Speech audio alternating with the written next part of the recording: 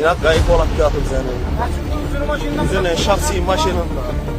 Ya sha'ndan olab kelyapti. Havayana qaratib olaringga chiqar, kalangga chiqar. Bu mening ayt mashinamni chekaymi? Ne bileyim.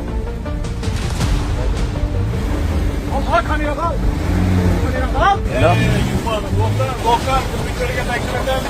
Kuni kecha ijtimoiy tarmoqlarda keng muhokamalarga sabab bo'layotgan ushbu Labo rusumli transport avtomashina haydovchisi avtomashinasining yukxonasiga baliq mahsulotlarini ortib, ushbu avtomashina yukxonasidan yo'llarni ifloslantiruvchi suvlar oqib borayotganligi bo'yicha profilaktika inspektori va yo'l patrul xizmati inspektorlari tomonidan ushbu haydovchiga to'xtash ishorazi berilgan vaqtlarda ushbu haydovchi ichki ishlar organlari xodimlarining qonuniy talabini ko'ra bila turib, to'xtamasdan harakat davom qildirgan. Ushbu huquqbuzar haydovchimizni harakatlariga chek qo'yish va boshqa huquqbuzarlikni sodir qilishini oldini olish maqsadida hududiy profilaktika inspektorining shaxsiy avtomashinasida yo'l patrul xizmati inspektorlari bilan hamkorlikda oxirgi zarurat holatlarini qo'llab, izidan kuzatib borishgan.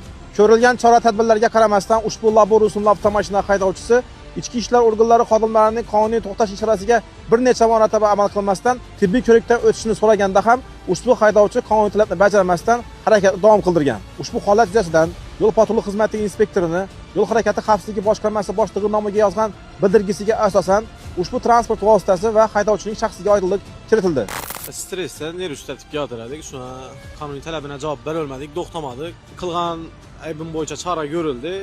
İchki ishlar xodimidan ham uzr so'rab qolamiz. Qilgan ishimizdan pushaymonmiz. Hech kimga tavsiya beramiz buni. Shu qonun bilan yuraveradi. Qonun ustuvor, jazo muqarrar o'shanmaydi. Qilgan ishimizdan pushaymonmiz. Belgilangan tartibda ushbu qo'pol qoidabuzarlikni sodir qilgan haydovchimizga nisbatan ma'muriy javobgarlik to'g'risidagi kodeksning 194-moddasi, ya'ni ichki ishlar organlari xodimlarini qonuniy talablarni bajarmaslik va ma'muriy javobgarlik to'g'risidagi kodeksning 136-moddasi, haydovchining tibbiy tekshiruvdan bosh tortishi holati yuzasidan ma'muriy bayonnoma rasmiylashtirilib, transport vositasi vaqtinchalik ushlab turish uchun jarima maydonchasiga joylashtirildi.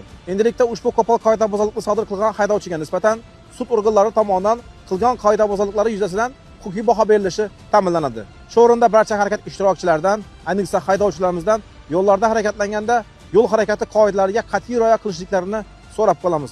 Unutmang, qonun ustuvor, jazo muqarrar ekanligi albatta ta'minlanadi.